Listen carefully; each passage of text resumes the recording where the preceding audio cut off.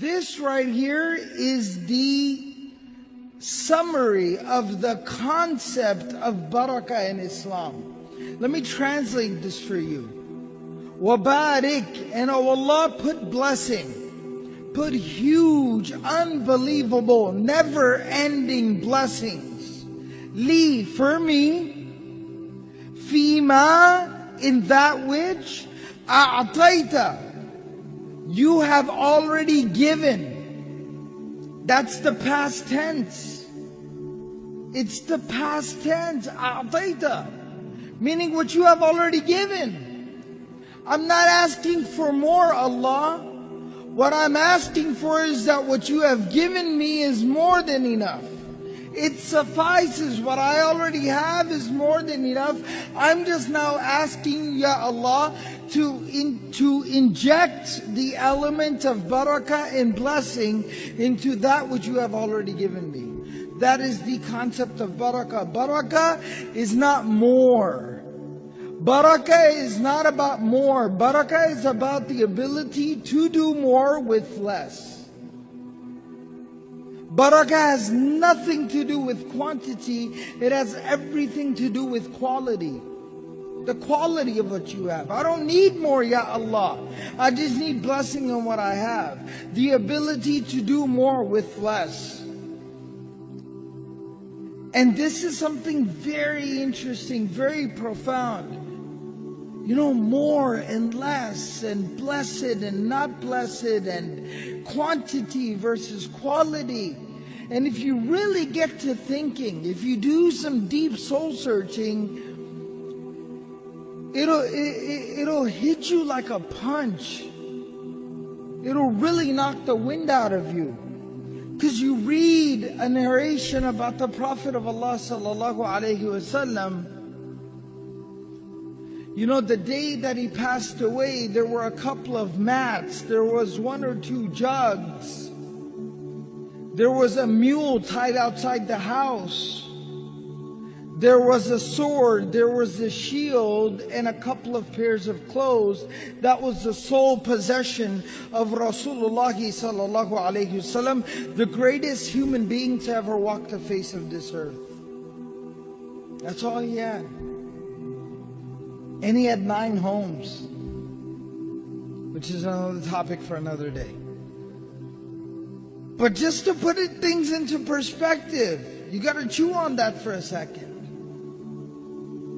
Today we got 1 home, 5 people within the home, everybody's got a job, everybody's working, and we're still in debt. Something's wrong, something's missing. And this is where I want to get down to the core of the issue. I'm just going to lay it down. And I'm going to apologize before I lay it down that if I do offend anyone or if I cross any lines, just please forgive me. Meet me in the bazaar, I'll buy you a hot dog. A halal hot dog, alright? Right? So just come to the bazaar, I'll feed you a hot dog, alright? Don't be mad at me. So I'm just going to say it like it is.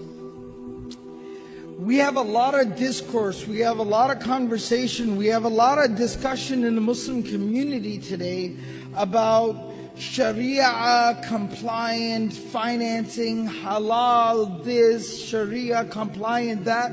And I'm not criticizing, the people that are providing these services. They are very good, beneficial services for those people that need them. But I am keeping it real with y'all for a minute. We are obsessed with the conversation about how can I take something that I don't need, I have no reason to have, there's no explanation for me having it, and find a way to somehow make me feel better about having it. We are obsessed with this conversation in the Muslim community. You want to know what Sharia compliance is? You want to know what halal is? You want to know what the Islamic financing, banking, financial, monetary system is?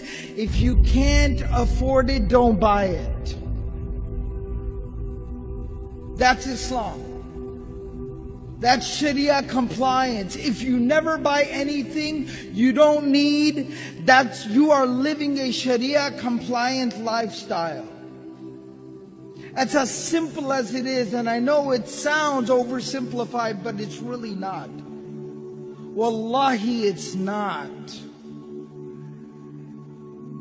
We gotta understand this. Let me explain something to y'all.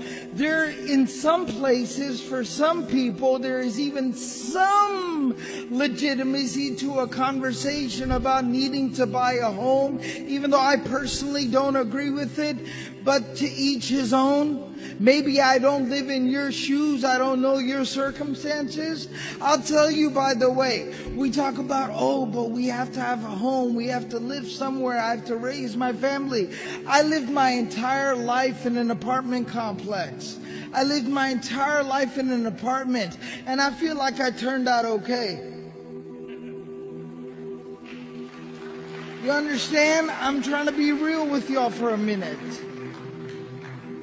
You can drive a used beat-up old car. I talked about the car I drove last year. I talked about it over here. The first car I ever drove, the doors had different colors. And you know what I did when I graduated past that car, when I could actually afford to buy a nicer car?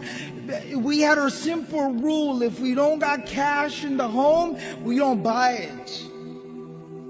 If you ain't got cash, you don't buy it. I know that sounds oversimplified to some people. But that's how you live your life. That's how you live a responsible life. So even when I bought another car with cash, mind you, that other old car with the different colored doors, I didn't sell it. You know why? Because I had a little brother.